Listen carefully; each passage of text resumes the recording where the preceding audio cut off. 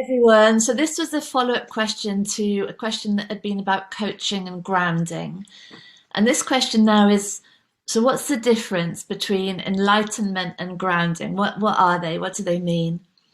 Well, I'm sure every writer, every teacher, anyone in this doing anything related to this will have their own definitions. But for as I see it, enlightenment is the extent to which the belief or the idea of separation has become lighter, less and less densely held onto.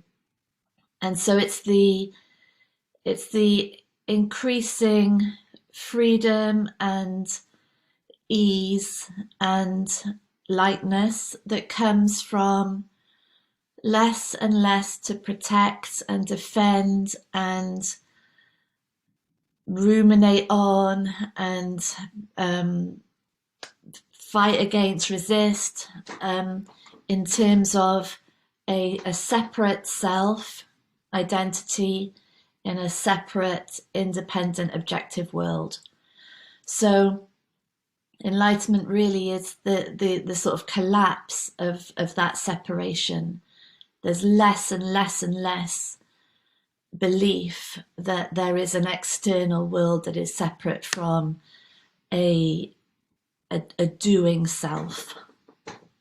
So enlightenment, as I see it, is that there is no belief in an inner separate individual who is controlling the words, actions, who's making the decisions, and there is no belief that the world exists independently and separately from perception.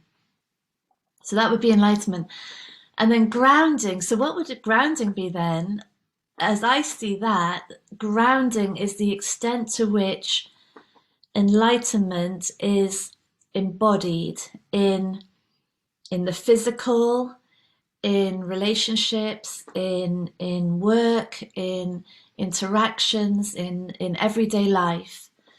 It's the extent to which enlightenment goes smack up against the parking tickets and against the people who say we're wrong and the people who ignore us, or the money that doesn't come in. It's that bam. It's where it's sort of, where the shit hits the fan, you could say, really, like how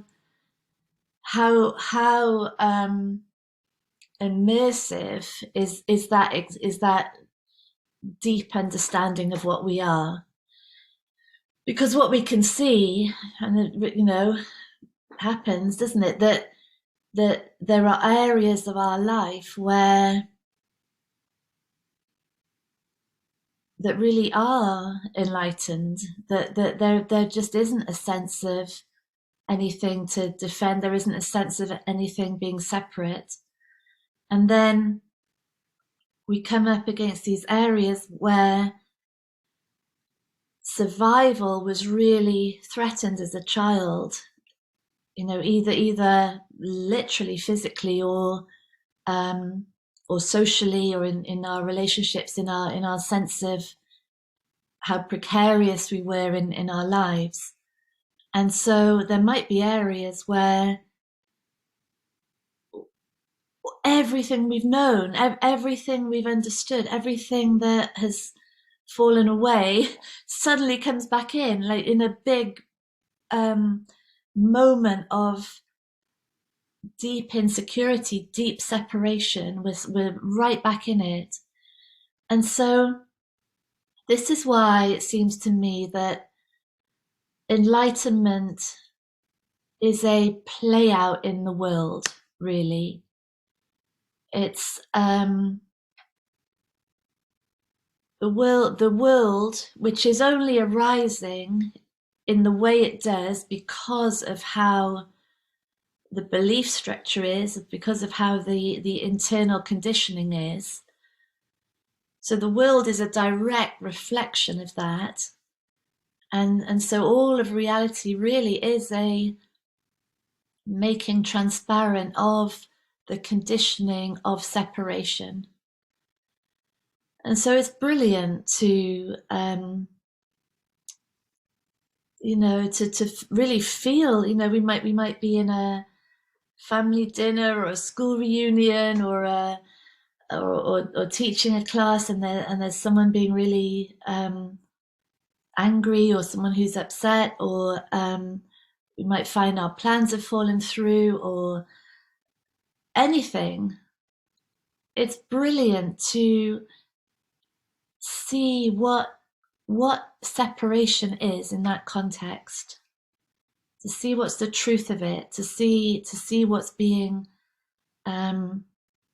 where it gets tight, where there's resentment, where there's resistance, where there's this idea of this shouldn't be like this, particularly if there's been now an identification with I'm enlightened, I know this stuff, I'm loving, I'm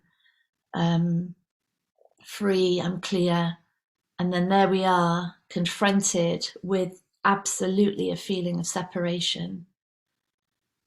Where do we go with that then? So that's the play out, isn't it? And that's the humility in this, it seems to me, the reality of it, the place where there's no possibility of a ego identification of being enlightened, because smack comes right in our faces.